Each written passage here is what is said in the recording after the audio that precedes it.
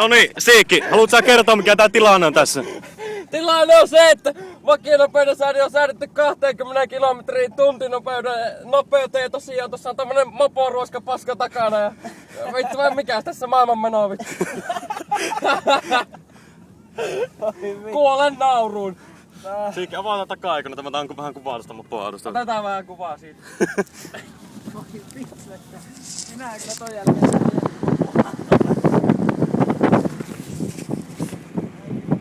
Siellä se tulee. Hitaasti, mutta varmasti.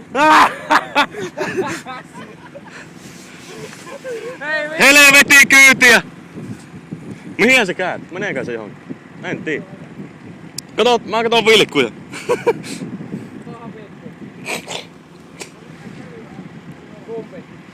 Ei vilkuta mihinkään. Ei, nyt se koukaa tonne oikealle. Mitä vittua? Ei vittu, jätkä huijas meitä! Ei! Kessu huulessa, alkako vitulta? Joo, vittu.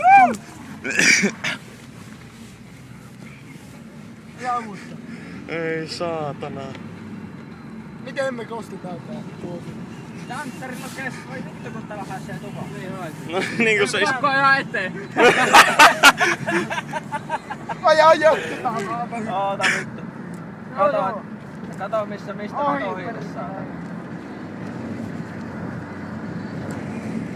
Siinä se taas. Ja jää! Jaa. Vittu sitä vituttaa ihan saatana. Älä saatana. Älä vittu tapaa. Älä vittu. Voi... Ei vittu, se lampahkuukin nyt takana.